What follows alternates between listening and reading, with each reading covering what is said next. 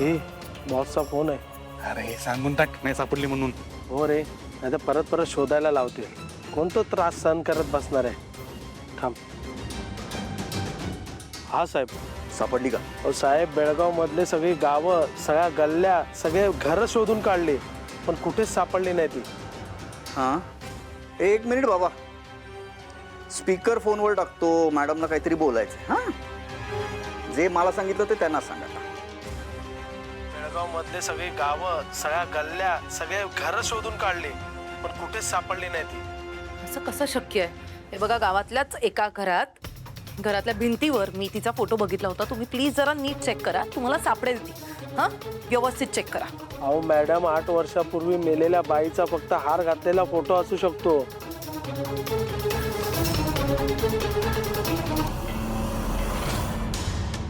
अजून काही बोलायचं? हां, ऐक रे, नक्की ती नाही आहे ना? अहो भास झाला असेल साहेब. बास असू शकतो, पण मी काही बोलू शकत नाही ना तुमच्या मॅडम समोर. बोलती बंद होते. ठेवू का? साहेब ते पैसे. हां, पाठवतो. ठेव आता. हा ठीक आहे साहेब, ठेवतो. केलंच नुकसान. पैसे मागतोय तो.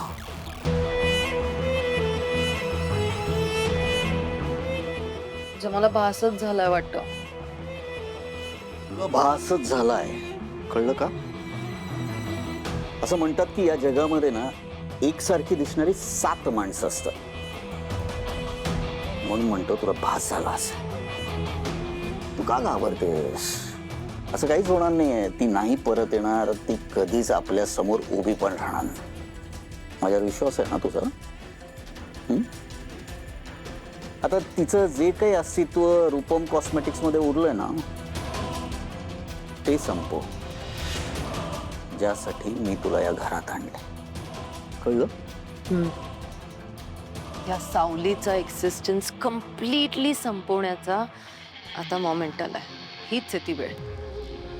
त्यासाठी मला लवकरात लवकर बोर्ड मीटिंग घ्यावी लागेल. पण एक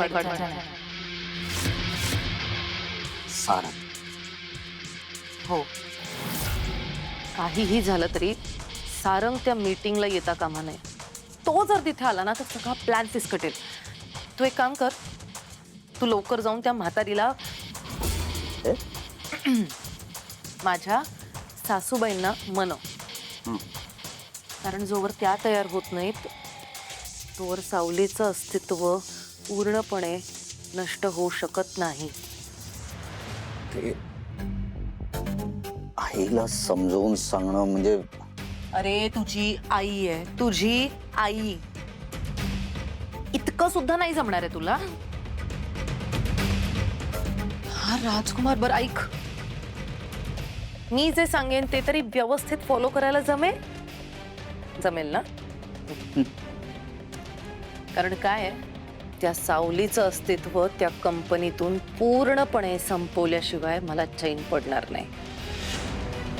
सावलीचा शेवट मीच करणार.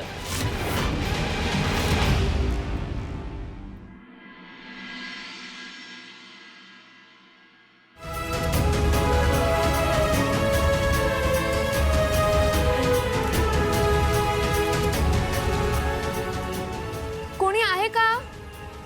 कोणी आहे का इथे? कोणी आहे का?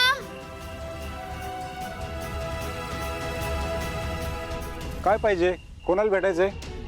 दादा, हे बघा, माझ्याकडे ना हे बघा, हे पत्र आहे. हे बघा, मला या गुरुकुलमध्ये कामासाठी बोलवलं होतं. इथले जे मुख्य आहेत ना, त्यांच्याशी माझी भेट घालून द्या ना प्लीज. ताई, गुरुकुल बंद आहे, आज सुट्टी आहे, उद्या या. अहो, आम्ही खूप दुरून आलो, आता पुन्हा नाही जाऊ शकत. निदान कोणाला तरी विचारता येईल का? अगं ताई, कोणीच नाही आत. एवढ्या रात्री कोणी थांबत नाही इकडे. सगळे घरी गेलेत. तुम्ही उद्या या, सकाळी भेट होईल. आत्ता तुम्हाला आत येता येणार नाही. हे घ्या.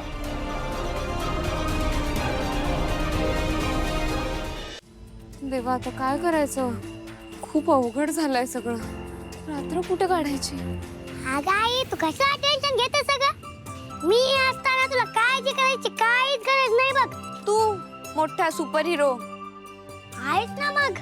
काय करणार आहेस तू? राहायची सोय करणार आहेस का? आई तू विसरलीस वाटतं. या पुण्यामध्ये आपली ओळख असते बघ. अरे बापरे, तुझी ओळख कधीपासून रे? ते लक्षात नाही वाटत आई.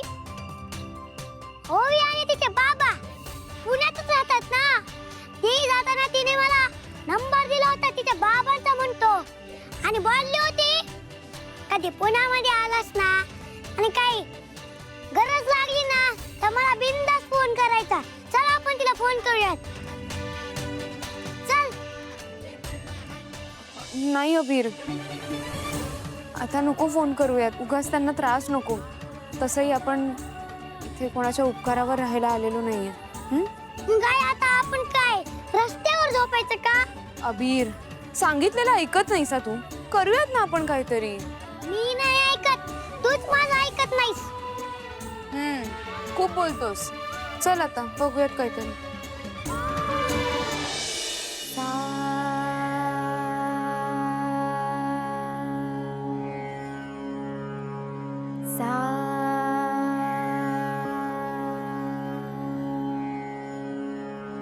सारे ग रे ग म ग म प म प धा. सारे ग रे ग म ग म प म प धा.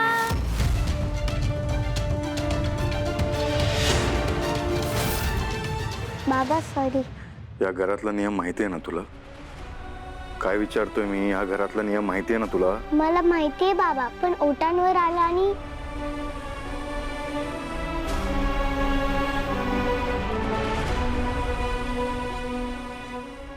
या घरात गाण्याला बंदी आहे हे माहिती आहे ना तुला? जर आजीने गाताना ऐकलं असतं, पाहिलं असतं तुला, तर काय केलं असतं तिने? किती तमाशा केला असता. तुझ्यावर पण चिडली असते आणि माझ्यावर पण चिडली असते. बाबा मी तुझ्या समोर आणि आजी समोर कधीच गायलं नाही. पण खरं सांगू, ज्या दिवशी मी अबीरच्या घरी गेले ना तेव्हापासून गाणं गावं वाटतंय. आता अबीरचा काय संबंध यात? बाबा तू अबीरच्या आईचा आवाज ऐकला पाहिजे होतास. खूप सुंदर गातात त्या. त्यांचं गाणं ऐकलं की असं वाटतं असंच गायलं पाहिजे. हे बघ, ते काही असो, मेंढळ्यांच्या घरात गाणं म्हणजे गुन्हा आहे. गायचं नाही, समजलं तुला? का? तुला आवडत नाही, आजीला आवडत नाही, असं का? एवढा कसला राग येतो तुम्हाला? प्रत्येक प्रश्नाचं उत्तर द्यायलाच पाहिजे असं नसतं ओवी. का नसतं? हे बघ, भूतकाळातल्या गोष्टी भूतकाळात राहिलेल्याच बऱ्या असतात. जर आपण उकरून काढल्या ना तर सगळ्यांना त्रास होतो त्याचा. हट्टीपणा करू नकोस ओवी. हॅलो.